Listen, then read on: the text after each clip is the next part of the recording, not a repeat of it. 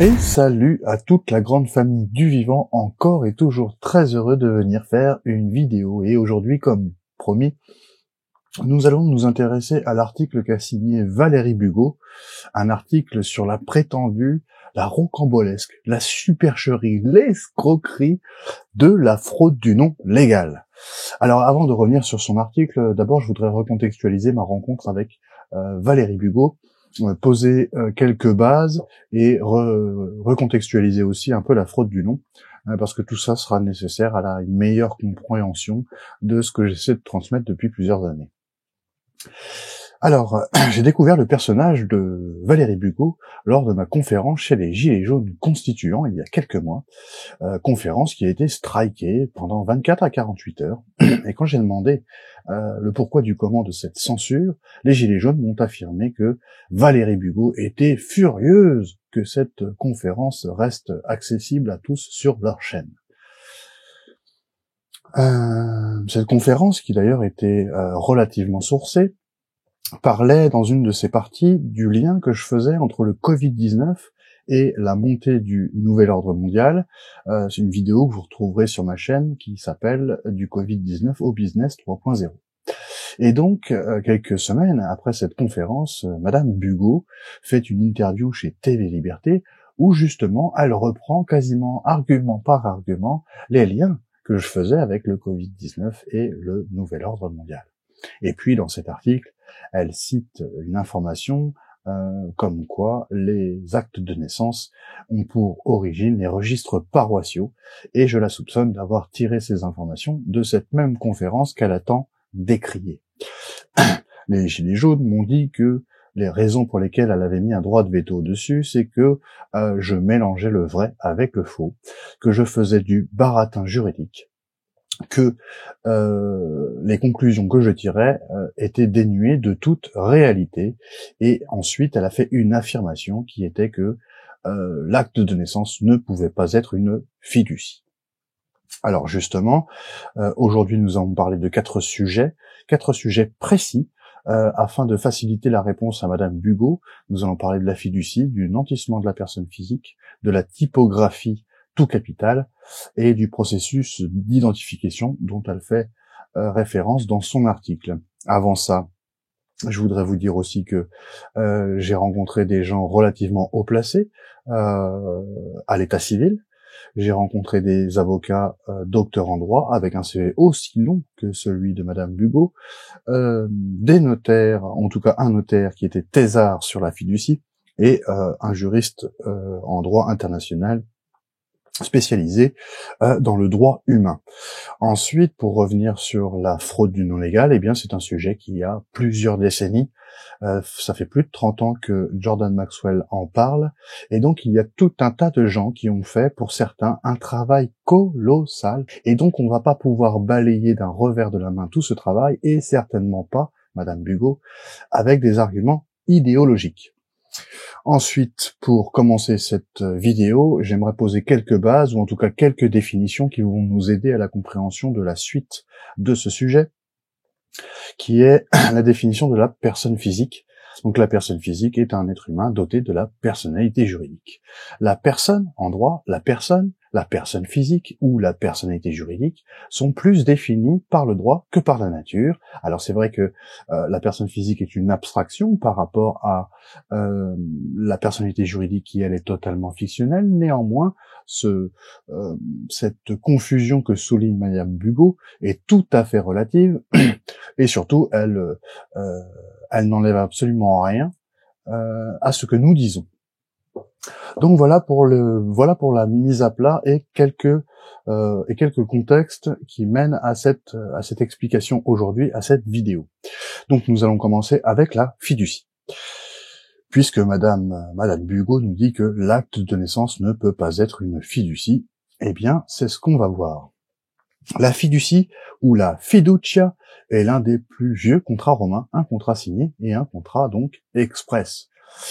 Il a pour origine les campagnes de guerre que faisaient les soldats, et quand ils partaient, ils faisaient fructifier leur patrimoine qu'ils laissaient derrière eux. Ils faisaient fructifier leur patrimoine pendant leur absence, par le biais d'une tierce personne qu'ils faisaient fructifier en leur nom ou au nom de leur famille. Ensuite, la fiducie, le droit nous dit qu'elle a été instituée dans le Code civil en 2007, à l'article 2011 à 2030 du Code civil donc. L'article 2011 à 2030 nous dit que la fiducie est un transfert de biens, de droits et de sûreté. Et petite précision, il peut être sous forme de contrat ou déterminé par la loi. Et c'est bien de cette deuxième partie auquel je fais référence quand je parle de fiducie pour l'acte de naissance. On parle de la fiducie innommée. C'est un grand tort de croire que la fiducie n'a pas existé avant 2007 puisqu'elle est, on la trouve dans de nombreux endroits dans notre droit national. Donc la fiducie innommée, qui a le même régime que la fiducie, mais qui n'a pas le même nom. Alors je rappelle le régime, c'est un ou des constituants qui transmet une partie de leurs droits, de leurs biens ou de leur sûreté à une tierce personne qui est un fiduciaire qui a pour but de faire fructifier ce patrimoine pour un bénéficiaire. Et donc, si nous reprenons ce qu'est l'acte de naissance est la naissance de la personne physique ou aussi de la personnalité juridique, puisque la personne physique est un être humain doté de la personnalité juridique. Et la personnalité juridique, il se trouve que c'est notre capacité à être titulaire de droits et d'obligations, si bien que c'est un transfert de droits.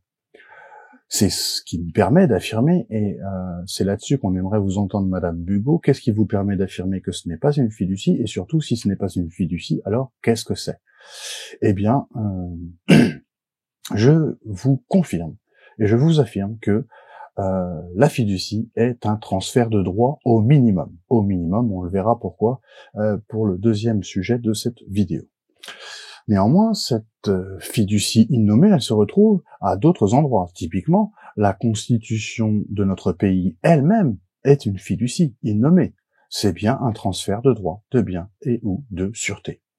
Un juge ou un procureur, pour pouvoir rendre la justice, a besoin de droits supérieurs, puisque nous sommes tous égaux, et donc il a besoin d'un transfert de droits. Et donc, il y a bien encore une fiducie innommée. Un document aussi assez connu dans le domaine de la fraude du non légal, c'est le Financing Statement, donc le 308.1 du Code de commerce uniforme par lequel la France est reliée par son numéro de Dun & Bradstreet, qui est le sirène international. Eh bien, là aussi, ce Financing Statement est une fiducie, non pas innommée cette fois-ci, mais une fiducie privée. En vous rappelant, Madame Bugeaud, que les gens de l'état civil, quand je leur ai donné l'explication, quand j'ai tenté d'expliquer le processus qui mène à la création de l'identité, eh bien, d'une, ils n'ont pas été surpris par mes affirmations, et de deux, ils ont confirmé l'aspect grosso ou commercial de la déclaration de naissance. Ce qui nous amène donc au nantissement de la personne physique liée à cette fiducie, puisque cette fiducie innommée peut être aussi un transfert de sûreté, de surcroît de sûreté future. Et oui, effectivement, le nantissement de la personne physique est selon moi le processus avec lequel l'État peut endetter un peuple en son nom en le rendant garant de la dette publique. Ainsi, à chaque naissance, nous sommes capables de déterminer, comme l'article 2018 nous le dit, de déterminer une sûreté future via les calculs d'assurance vie, les tables de mortalité actuarielle basées sur notre capacité énergétique à contracter et rembourser une dette tout au long de notre vie.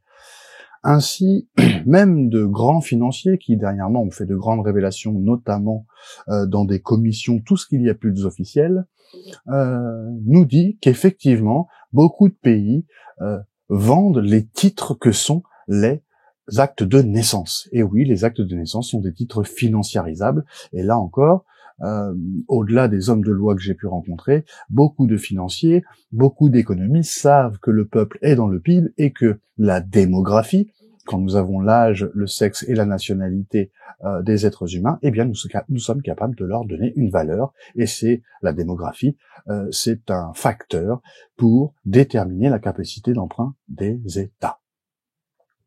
Donc voilà, Madame Bugeaud, c'est il me semble que c'est simple, que c'est concis, que c'est assez clair, et c'est plutôt là-dessus que nous vous attendions. Nous avons été assez déçus de votre article totalement idéologique, et vous n'êtes pas la première à prendre cette facilité à tomber dans les raccourcis, parce que bien d'autres, tout comme vous, ont essayé de débunker la fraude du non légal sans jamais nous attaquer sur ce que nous tentons d'expliquer. Et je reviendrai sur les raisons de ces explications plus tard. Donc, voilà Madame Bugeaud, pourquoi je peux affirmer que l'acte de naissance est une fiducie, et je vous rappelle que aussi bien les gens de l'état civil que des avocats en fonction, dont des ex-confrères à vous, tout comme des avocats à la retraite, avec qui ça a été plus facile de confirmer ces choses, n'ont pas démenti et ont même validé par idéologie. Donc vous voyez que l'idéologie est partout, pas que dans l'histoire de la fraude du nom, ont validé à la fois la fiducie, qui est un transfert de droits de biens ou de sûreté, et à la fois la capitalisation de l'être humain, puisque le nantissement de la personne physique, qui est un gage pour emprunter la dette publique et soumettre les peuples à une dette sans fond, a aussi été validé par des gens qui sont extrêmement calés dans le domaine, tout comme vous. Alors ensuite, on pourrait revenir sur la typographie tout capital, puisque c'est un élément clé de la fraude du nom, sur lesquels vous non plus, vous ne vous êtes pas attardé.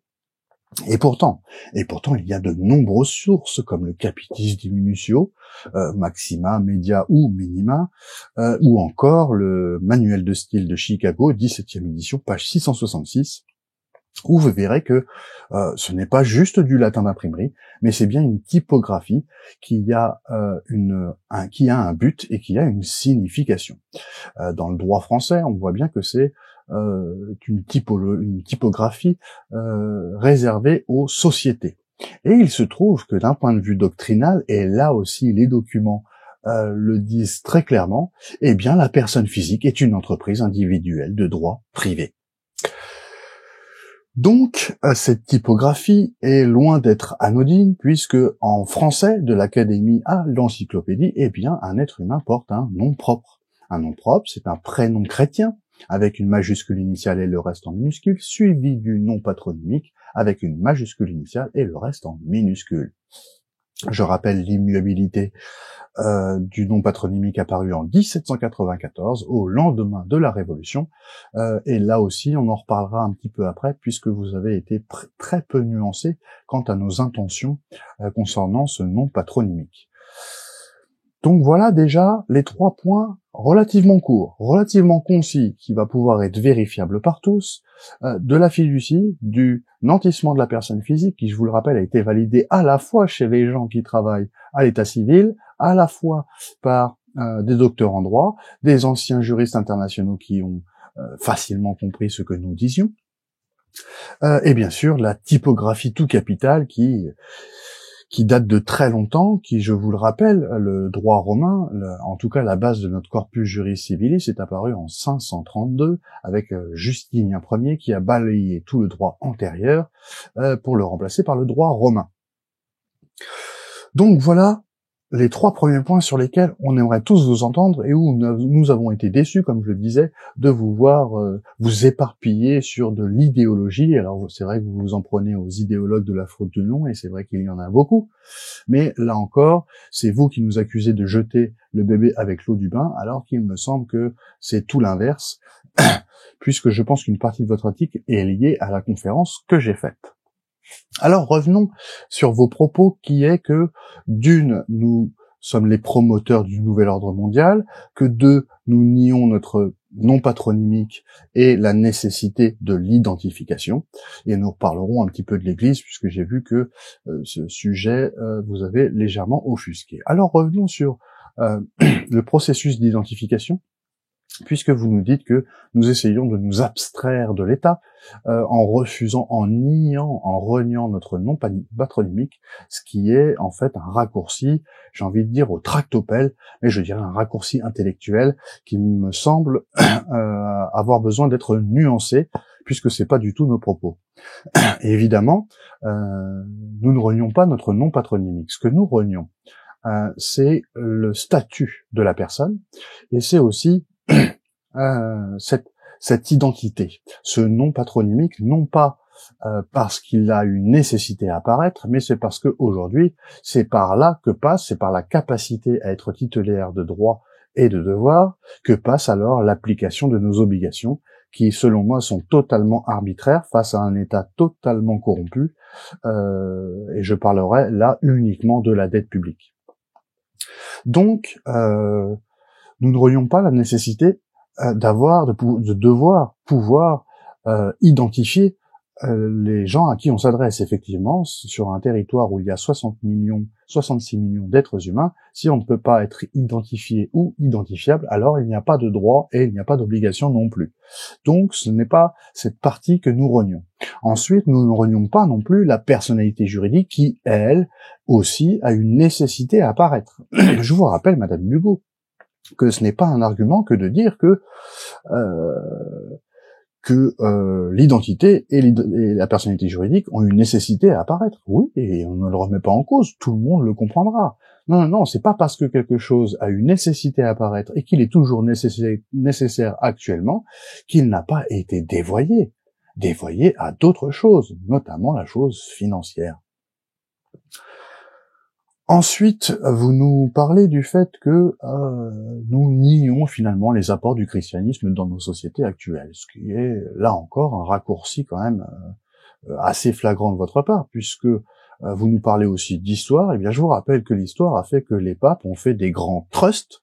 Vous savez, le trust, c'est la fiducie anglo-saxonne dont vous m'aviez parlé, ou en tout cas vous avez signifié aux Gilets jaunes de façon maladroite. Eh bien oui, la fiducie anglo-saxonne, ça s'appelle un trust. Et c'est exactement le même régime, c'est un transfert de biens de droit et de sûreté. Et les papes, dans le plus célèbre Sespi que Vie de 1666, ont déclaré posséder toutes les âmes. Ce qui en fait la juridiction de l'air. Et je vous rappelle aussi que l'Église, malgré les lois de la décade, qui ont une empreinte certaine dans nos sociétés, l'Église a toujours été une puissance financière et juridictionnelle extrêmement grande. Tout encore aujourd'hui, avec les motu proprio qu'on a pu voir en 2013. Donc là encore, il me semble que c'est vous qui jetez le bébé avec l'eau du bain, en prenant l'exemple des Canadiens avec les Freemen and the Land et des États-Unis. Mais vous savez, nous sommes un pays francophone, nous sommes la France, et nous abordons les sujets peut-être d'une manière différente qui aurait mérité de votre part un peu plus de précaution, puisque vous nous dites que c'est une escroquerie, que c'est rocambolesque, que c'est une supercherie. Alors j'aimerais bien que vous puissiez nous démontrer que ce que je viens de vous dire est totalement rocambolesque et que ce soit une escroquerie. Je pense que vous maîtrisez mal la définition de ce mot, à moins que vous vouliez dire une escroquerie intellectuelle, et là encore, il aurait fallu pouvoir le démontrer. Donc, voilà Madame Bugeaud, on vous attend sur ces sujets, ils sont précis, ils sont courts, ça vous permet de faire une réponse normalement relativement simple et aisée pour une ex-avocate docteur en droit surdiplômée. Ainsi, on serait très heureux de vous entendre sur la fiducie, sur le nantissement de la personne physique, évidemment sur la typographie tout capital. Après, pour le processus d'identification, je pense que vous vous trompez puisque, en tout cas c'est mon avis, pour moi, il semble très pertinent aujourd'hui, quand nous sommes face à un État totalement corrompu, justement de parler de la naissance de cette capacité à être titulaire de droits, c'est vrai, les jolis droits qu'on nous fait miroiter depuis des années, mais surtout de toutes ces obligations.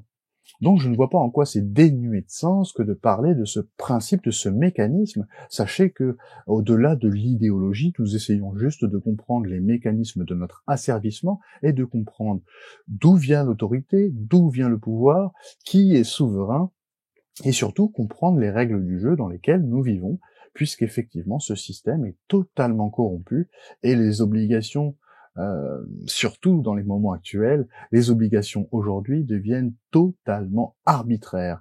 Et donc, comme je le disais, ce n'est absolument pas dénué de sens de parler justement de cette personnalité juridique, de cette capacité à être titulaire de droits, c'est vrai, mais aussi des obligations d'un État corrompu.